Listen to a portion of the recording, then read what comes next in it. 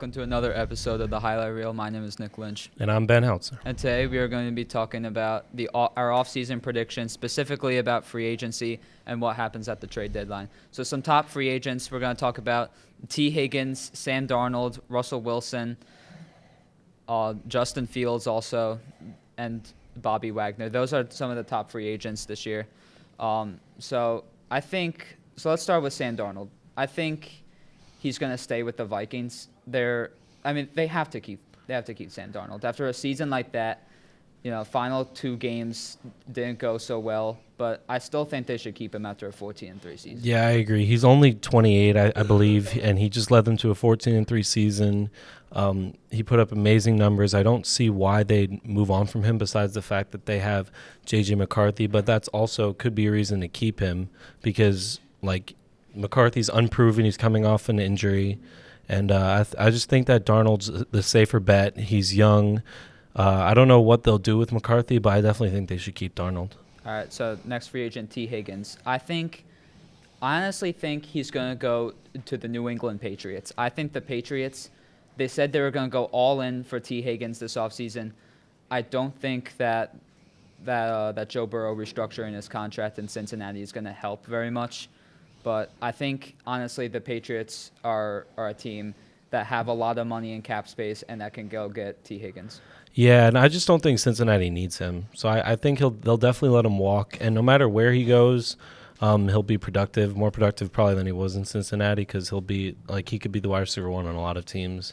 And, I think Cincinnati's, they can move on from him and still be fine. They have to worry about the defense. All right, next free agent, Russell Wilson. I don't think he stays with Pittsburgh. I think I could see him as a Las Vegas Raider reuniting with Pete Carroll. I don't think the Raiders in their draft position right now, I don't think that they have a high enough pick to take a quarterback. Yeah, no, absolutely. I think Russell Wilson, I could definitely see him in Las Vegas with Pete Carroll. I think that's a great call. Honestly, I think he should just retire. He has nothing left to prove. He's getting older, and he's not getting any better. He's not getting any younger. But he won't do that because he's Russell Wilson. So I can definitely see him going to Vegas with Pete Carroll. All right, next free agent, Justin Fields. I honestly think he stays with Pittsburgh on not a very high contract, maybe just another 1-year thing. But, yeah, I honestly think that the Steelers keep Justin Fields. Yeah, I agree, and this is one that's really intriguing to me because I still think Justin Fields is a great quarterback, or I think he can be a great quarterback, and I think especially if Pittsburgh moves on from Wilson, if they keep him and let him develop for a little bit, I think that Fields can get back to how he was when he was at his peak in Chicago, and I think the Pittsburgh offense complements him really well. So I think that if they keep him and they take a chance on him, I think it'll pay off. Yeah, and then the last free agent we're going to be talking about is Bobby Wagner. He had a productive year with Washington, and I think he's going to resign there because now that the Commanders are good, I think everyone wants to go to Washington and play there. Yeah, I absolutely agree. Another person who I thought should have retired, but he's been good. Yeah. Even though he's not getting any younger, he's nothing left to prove like Wilson. He's still really productive. I think he was top 5 in tackles or something. Or did he lead the league? I don't know. He was top 5 in tackles. So I think that he will stay with Washington because they're good now, and I think it was a great addition for them this past year, and I think he'll continue to be great. Yeah, I think he also takes that leadership role really well. Yeah, he commands the defense really well. Yeah. So now we're going to talk about the top trade candidates for this offseason. Matthew Stafford, Cooper Kupp, Max Crosby, Myles Garrett, DK Metcalf, and more. But honestly, I think the big one we need to talk about here is Matthew Stafford because there have been some trade talk with Stafford recently. Sean McVay says he wants to keep him, but I think the Rams are going to keep him. I don't see Stafford leaving. I think he could retire as a Ram, honestly. Yeah, I 100% agree. Cooper Kupp, on the other hand, is a different story. Cooper Kupp came out on Twitter openly saying that the Rams are looking to trade him. And I think that, he'd do well on another team. He's still got some gas left in the tank, But unfortunately, he's coming down to the end of his career, and I don't think that it'll be with the Rams. Yeah. I mean, you can't have two receivers like that on a team. Cooper Kupp and Puka Nacua. I think in this case, you got to have one or the other, and I think they're going to choose Nacua, and they're going to trade Cooper Kupp. I don't know where he's going to go.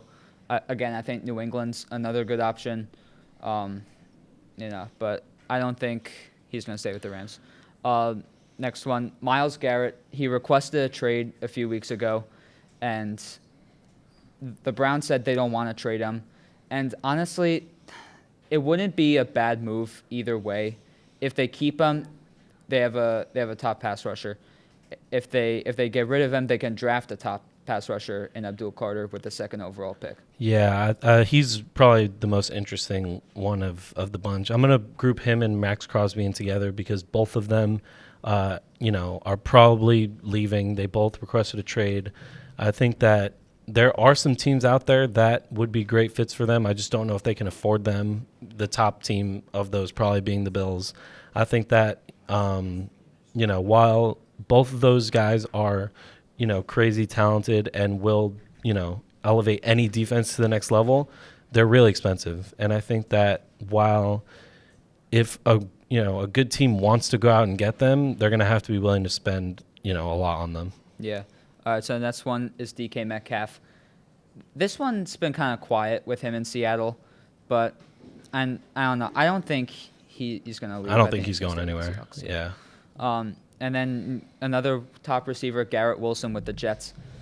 I mean, honestly, it doesn't look like he wants to be there. I think it's just noise. I think it's just noise, personally. I don't think he's going anywhere, at least not this season.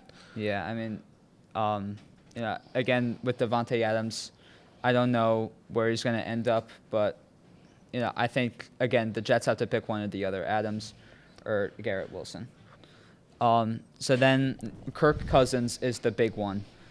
The problem is with him, he still has a lot of money left on his contract, and teams, they don't want to pay that for a quarterback who's in his mid-30s. Yeah, he still does have some gas left, but I agree with you. He's too expensive for for how good he is. Even though he is good, it's not worth his contract. And I think that while Michael Penix could work out for the Falcons, it might just be better off to keep him to keep Cousins for one more year. Yeah, but I don't know. It's hard to see Kirk Cousins be a backup in the league. I think he could be traded to Pittsburgh, honestly. I think I could see him depends on what they do Steelers with Fields. Jersey or a Cleveland Browns jersey, or some other team like the Titans maybe could be another possibility for Kirk. But I just can't see him as a backup quarterback. No. And then the last one is Micah Parsons. I think Micah Parsons, after the year the Cowboys had, very disappointing. And, Micah, I don't think Micah wants to leave, but he also wants to be on a good team. Yeah, I agree with that. But the Cowboys were dealing with some injuries, and I think that they will be back to somewhat of how they were a few seasons ago when they made the playoffs. So I think Michael ultimately stay put, but there's a lot of good edge rushers and D linemen up on the trade block this year. Yeah, I agree. Well, that's it for us on the NFL, but up next is me and Smitty talking about the NHL. Hello and welcome to the NHL on the Highlight Reel. I'm Smitty and this is Nick Lynch. This week we will be discussing the Four Nations championship game, and let's get right into it. And what are your thoughts on the game, Nick? I thought it was a great game from both teams. I think both teams showed a lot of fight, but Canada was just the better team overall, and I think Canada fought hard despite the U.S. having such a stacked team. Charlie McAvoy was a big loss heading into the game for the United States. Yep. And but I think they did a pretty good job. 3-2, the final in overtime. Yeah. So our predictions were right. We guessed the same score. I guessed it was going into overtime. You guessed it in regulation. So I thought we were pretty good on that. But like you said, yep. I don't think Canada was the better team overall. I think it was a very good game, evenly matched. Shots were matched. aggressiveness was matched. So I think it was very good. So let's get right into it. To start the game, McKinnon buries the first goal. He surprised Hellebuck from coming up around the top of the circle, and he shot the puck to make it 1-0. It was a great shot. I thought, like I said, I thought Hellebuck was surprised. He was also getting screened, so I don't think he really had a shot.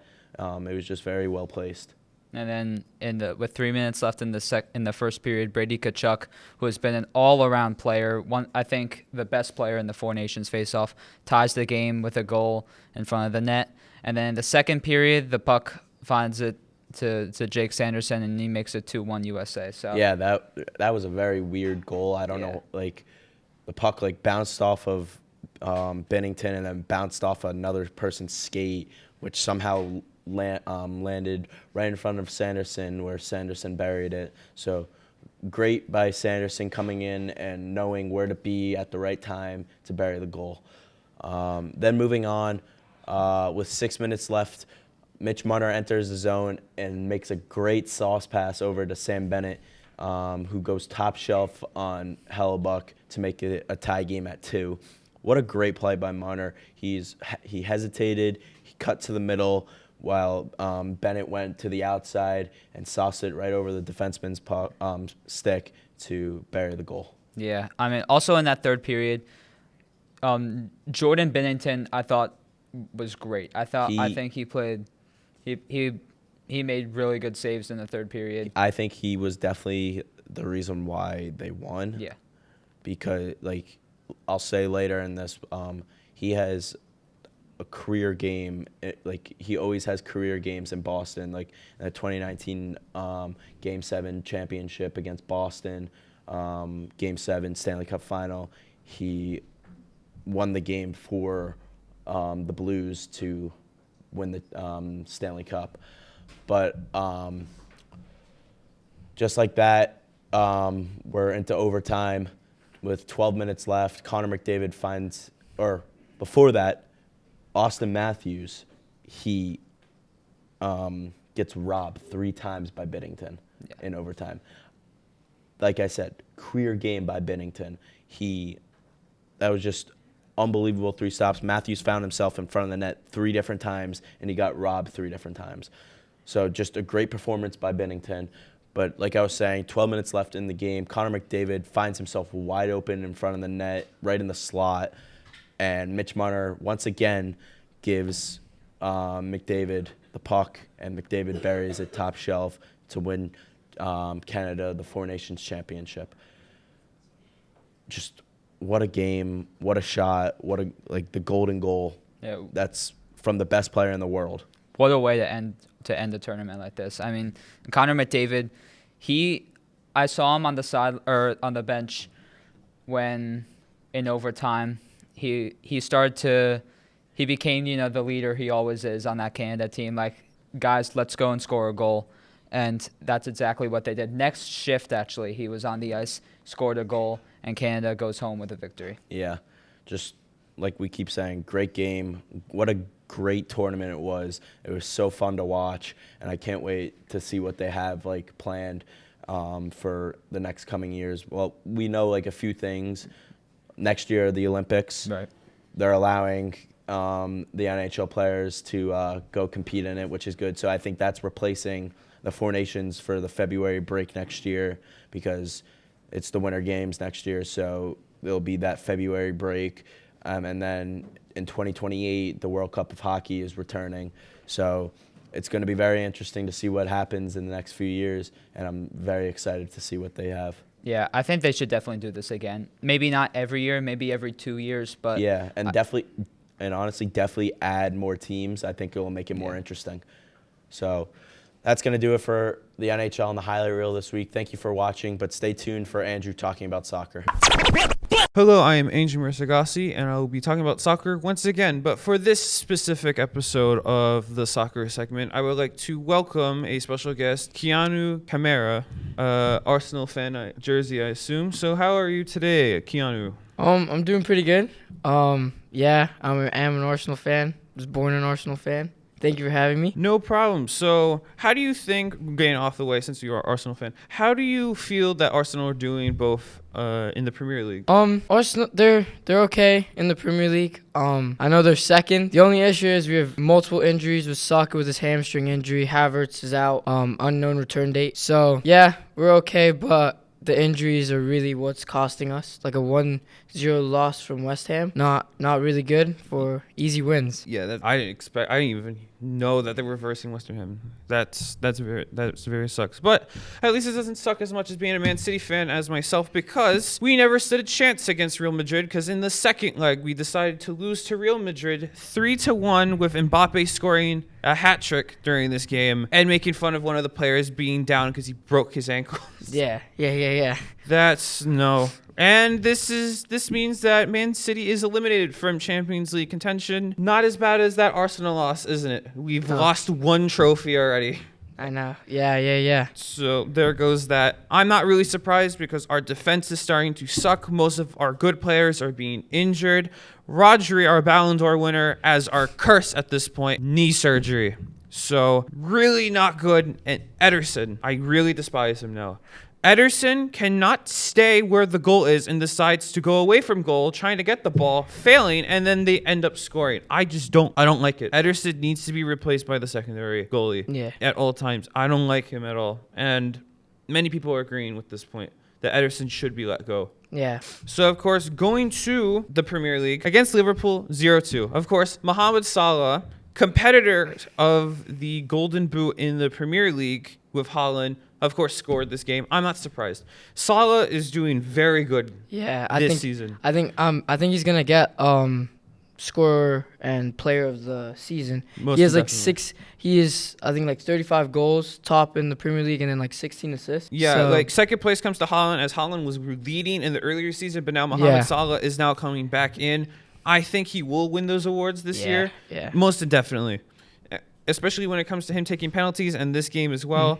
Like I said multiple times, we didn't stand a chance at all. Yeah. And we weren't going to do anything about that. Tough week for City. Yep, tough. Very tough week. We still have FA Cup, but I don't know if we're going to win that, because apparently Liverpool lost against, or were eliminated due to a low-level team that isn't even in the Premier League. Yeah. As a very much upset. So I have no clue where that's going to go at all. So going to Barcelona, there is Las Palmas, which they won 2-0, which was the same result as they last met. So I watched this game live on ESPN Deportes. The Olmo goal was a very lucky goal, as it was able to hit the crossbar and hit under to make the goal in. Wow. So that, finally, they made a goal there. And then a last-minute goal by Torres, which the same result happened. Almost went out, but the crossbar got hit and it went inside. So good for Barca, I should say. Yeah, so they were just lucky. Very lucky. I know Yamal really, really wanted to pass and everything, but Las Palmas defense couldn't bypass them at all. Yeah.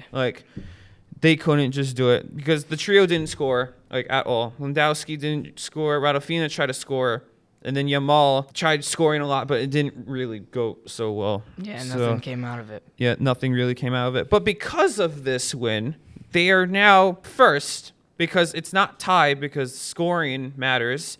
They are first in the La Liga. So it goes Barcelona, Real Madrid, Atlético Madrid. Yeah. So now they're first. I don't know if they can keep it up, because Real Madrid is a real contender because of Mbappe. Yeah, Mbappe. He had a slow start, but now he's getting up there. 3 goals, a hat trick, and none of them was a penalty.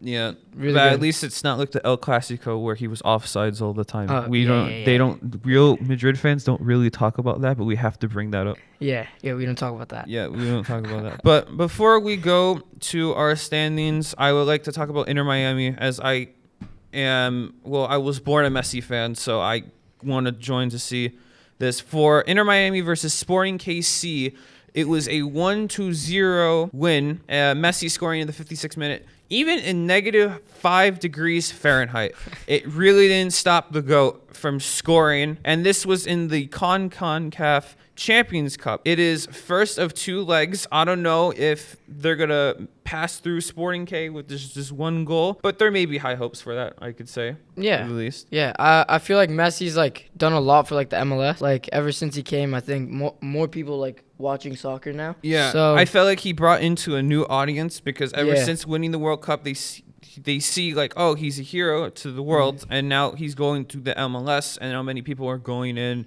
to see Inter Miami, and now I think he's won 1 trophy with them. yeah. So there is hope. But they also got qualified for another team, for another championship. I think it's the Clubs World Cup. Yeah.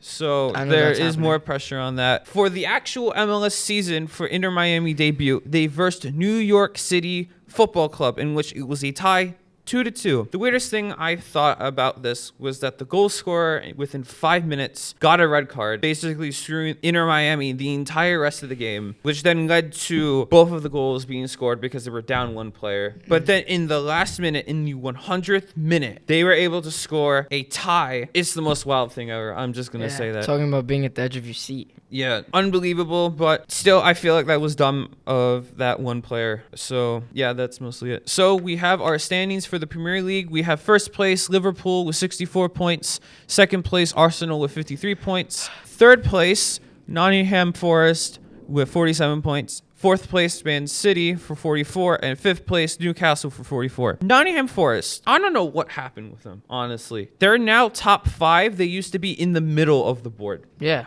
Or they actually 2 years ago, maybe 3, they were in the championship, and now they're third place. Yeah, they're the in Premier third League. place now. So honestly, about proud with them. Tottenham and Man United, they're near regulation. Yeah, I used to remember that I used to talk about Tottenham a lot when it came to last season, as they were currently like around 4th, 5th. Yeah. And now they're Yeah. just 12th near regulation. Honestly, I have no clue what's happening. Same with thing them. with United. Yeah. Like you've seen, like they've had like some good transfers, like Rashford going to Villa. And like something I've noticed when players move from like United to like a different team, it looks they like get they're better. getting better. Yeah, like look at Anthony, for example. Exactly, Where yeah. he was absolute garbage in United, and we made fun of him for the one face he did. And now he's doing well on his other club, Yeah. which is why probably the coaching was bad. And they even yeah. sacked a coach earlier this year. Yeah. Ten Hag is gone, and now we have the new coach, and now the new coach is just doing horrible, or even worse. So when it comes to being the coach for Man United, just expect the devil's pitchfork, because honestly, you're just stuck in hell for that time. Honestly, there's no way getting out of it. Yeah. So thank you for being on the show. You want any last minute thoughts, Keanu? No, just thank you for having me. It was it was Your good. honor. Thanks for watching, but don't go anywhere, as Rocco and Matt will be talking about the NBA. Hello and welcome back to the NBA segment on the highlight reel. We're back to cover this past weekend. Let's get it started, Rocco. First, we got the Bulls and the Suns. Suns taking this one 121 to 117. We got high scores of Devin Booker with 29 points and KD with 27. Thoughts on this one? I mean, the Chicago Bulls are just my problem with them. It's not so much necessarily the talent, Matthew. It's really just like the coaching staff. Billy Donovan is not a good coach, and I think he should be fired tomorrow. But it's not the Chicago Bull way, so we know it's not going to happen. And my problem with Chicago is consistency, which again stems from the coaching. And you look at what the Suns are doing, and I get it, guys. The Suns, they fell off a cliff. They're not what they used to be. They're not what they were last year. But the way I see Devin Booker and Kevin Durant, they're great players in a bad situation. And I think it's the worst case scenario for the Bulls to play a team like that, and they just can't get the win. Like, they've beaten some good teams, Chicago, but when it comes to being consistent, they leave a lot to be desired. Moving on, we got the Hornets and the Blazers. Blazers taking this one 141 to 88. We got Miles Bridges with 17 points and Nick Smith Jr. with 14 points. Thoughts on this one? Yeah, just terrific. Just terrific, Charlotte. Great job. Great job. Just fantastic. I mean, you got destroyed by not only one of the worst teams in the Western Conference, I'll say, in the Portland Trailblazers. No Dame Lillard anymore. No CJ McCollum. A team that has literally no identity and you get blown out. I get the Hornets are not anything special. I get it. But when you're just getting dismantled by teams like the Blazers, there's questions to ask because not only are you not a good team, but your future is in serious doubt. So they got to get LaMelo Ball some help just in general, whether he's injured or not. He needs help. He needs maybe a better coaching staff, and maybe the Hornets can start winning games. Until then, the Blazers and the Hornets are both two very poor teams, and what else can you really say at this point? They're just not good. They're a bad team. Moving on, we got your team, the Knicks. They got defeated by the Celtics, 118-105. Tatum with 25 points and Brown with 24 points. Thoughts on this one? Oh, dear. New York Knicks. Days of our Knicks. This is just, I guess, what you expect against top three teams like the Thunder, the Cavs, the Celtics. They just can't beat them, and that's a problem, and I get it. You were down Mitchell Robinson, OG Anunoby, first game back, and just not enough consistency from this team. I get it. The playoffs they're around the corner. They're not here yet, but they're not super close, but you get the picture. What I want to see from the Knicks is consistency. Beat the best teams. You had the Thunder beat on the road. You had the Cavs beat at home the first time, and you just haven't been able to do anything with that ever since. So my problem with the New York Knicks is not necessarily Tom Thibodeau, but the injuries. I get it. Availability is the best ability. But the thing is, when you are trying to win a championship and you have to go through either Cleveland or Boston, maybe both, to get there, only to face the Oklahoma City Thunder, who are my pick to make it out of the West this year, you're going to run into some more problems, and I don't know if you can overcome it. Now, hear me out. Mitchell Robinson is coming back any day now. He is going to make the defense better just by default, just by being on the court. It's up to him and Karl Anthony Towns to actually tighten their defense up, and now the Knicks can really make some noise now. So let's see if Mitchell Robinson is going to be able to perform like he used to. Finally, we got the Pistons and the Hawks. Pistons taking this one, 148-143. Cade Cunningham with 38 points. What were your thoughts on this one? Still think Atlanta's the place you want to be at, Trae Young? Is this what you want? Losing close game after close game after close game and crumbling against teams like the Pistons. Now, the Pistons are a good team. They beat the Knicks already, so there's that. They're a good team. The Hawks are not a good team. I've been saying this all year long. Trae Young needs to get out of Atlanta. And while granted he hasn't been great this year either, the Hawks are just a disaster. They're a disaster. Your best player is a guy who passes more than he shoots. And your second best player is arguably Dyson Daniels, great defender, but Clint Capella, not what he used to be. And you traded Bogdanovich, and now you have almost no depth, and I get it. Reese Shea is awesome. He is still very raw. Atlanta, this is your problem. You cannot get out of the way of your own mediocrity. That's what you are. You are a mediocre basketball team that can't get out of the shadow of the Knicks from 4 years ago. 4 years ago, by the way, guys. And your face of the franchise might be getting traded this offseason. If I'm Trae Young, y'all know I'm no fan of his, but as a player, he's still a good player. I would get out of there immediately. Go to San Antonio. Go to literally anywhere else but Atlanta. This team is so inconsistent, and I'm just bored of watching them. I'm bored of watching them. The Pistons, great win. Cade Cunningham, you're the man. Well, that's going to do it for us today, but don't go anywhere because next up is Myles and Luke on the MLB. Welcome to the highlight reel. Today we're going to be talking some early season baseball predictions. So Luke, give me your surprise hitter and your surprise pitcher coming in this season. My surprise hitter for this year is James Wood of the Washington Nationals. He was a big-time prospect, hit almost 350 in the minors last year. Wasn't as good in the majors, but I think he could have a great year. Steals a lot of bases, great athlete, great outfielder, really. Hits for power, hits for contact. He could do it all. I think he could have a great year. Yeah, he's one of those guys where you say, this guy's going to be a star. 6'7", as you said, could be a little Aaron Judge, 6'7" outfielder. But for the Nationals, they're really trying to jumpstart the rebuild. That's where they've been for, ever since they traded Soto to the Padres. I think they got James Wood back for Soto. Yeah, they got Soto along with C.J. Abrams. Yeah, him. They got him, Robert Hassel, who's another outfield prospect. But I think you're completely correct on this one. I really like James Wood. He seems so talented. In 45 games, he hit 9 home runs and 45 ribbies, and he stole 13 bases. So I think he's going to be pretty good. He should have a great year. Now I'm going to move on to my surprise pitcher. Another guy who really showed flashes last year, just didn't really put it all together. I have Jared Jones, the pitcher from the Pittsburgh Pirates.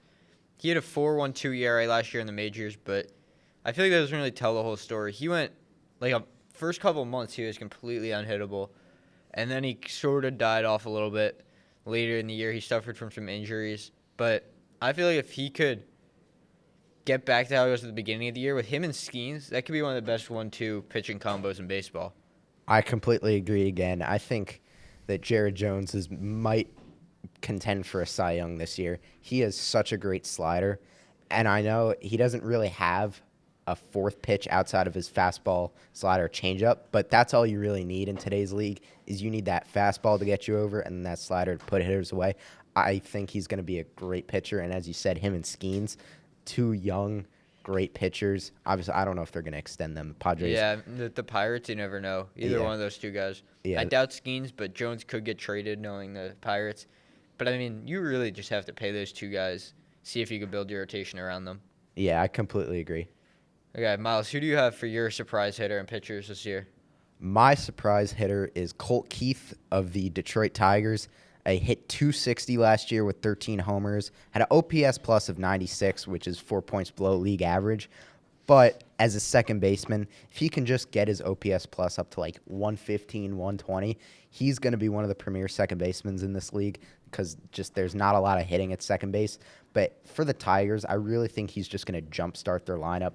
They put him in the 2-hole towards the end of last year, and I think he's going to be great. Yeah, I think he could be a really good hitter. He was in the minors. Big-time prospect. On that whole Tigers team, they all feel like big-time prospects at some point. Some of them haven't been great, but I feel like he's one that could just starting to become good. Torkelson, it seems like they've given up on, and they really want him and some of those other guys to take the next step and take over that infield. Yeah, I agree with the fact that they've given up Torkelson. He had so much power. He had 30 home runs 2 years ago, and then they just sent him down because he couldn't make contact last year. Yeah. But moving on to my surprise pitcher, it's Taj Bradley of the Tampa Bay Rays. Good slider, good changeup. But the main reason I'm going to think that he's going to break out this year is the Rays pitching staff. They've been known time and time again to just develop guys off the street. And he was a good prospect, Taj Bradley also. He came up pretty young, I want to say. He was 22 when he came up. But he's going to be so good this year because the Rays, they just work magic on these pitchers. Yeah, it's every year. They gave up Chris Archer after he won a Cy Young. Their rotation is still good. They give up Snell. They give up Glasnow.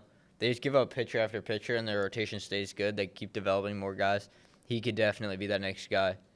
Yeah, and they're probably going to give up McClanahan also after this year, but it doesn't matter. Maybe at the deadline if they're completely out of it and someone wants to give up a lot for a starter. Rays are I don't think the Rays are going to be out of it just because they're always in it. They're just always – that's what they do. Yeah. But, Luke, can you give me your surprise team going into this season? I have the Cincinnati Reds. They made big upgrades this year. Ellie De La Cruz, hopefully he can take the next step. That's really what you're hoping. He could be a superstar. I think he can. Really good hitter, fast, could be a good defender. And their coaching staff got a lot better. I think that helps. Their pitching rotation should be better than it was last year. They added on to Hunter Green, who's already an ace. Novelli Marte will be back from his steroids, and hopefully he could be good like he was supposed to be. Their infield is just a lot of young guys. They traded for Gavin Lux this offseason. Not sure if he's really going to contribute, but I think they could be a really good year. Alexis Diaz, he's the key, though. He has to be good for them. Yeah. To finish out games. Yeah, you could be great for 8 innings, but then once Diaz comes in, he could just blow it up. But he wasn't good last year. He had a 4 ERA. Yeah, he wasn't good. He needs to be better. Who do you have as your surprise team? My surprise team is going to be the Arizona Diamondbacks. They're going to bounce back. I know they went to the World Series 2 years ago, but they were an 89-win team last year, and they didn't even make the playoffs. I think, honestly, they could be second in the NL West. Rockies aren't going to do it. Padres are they don't barely have an owner right now. They're not going to make any big moves. And the Giants, I don't really have any confidence in the Giants. But Corbin Burns, that signing. That was a big addition to that rotation. Huge signing. I mean, he's going to be ace for them. Now their rotation is really good. They have Burns, they have Gallon, and then they have Brandon Pfaadt. Yeah, Thought I really like. Yeah. So I really like what they're building in Arizona. They finally add some power to the lineup with Suarez. Hopefully he can Yeah. cut down the strikeouts. Yeah, he strikes out a lot, but he'll hit 30 homers maybe. Yeah, 260, 30 homers, Yeah. not a bad year. So that's all we have for this week on the highlight reel. See you next week.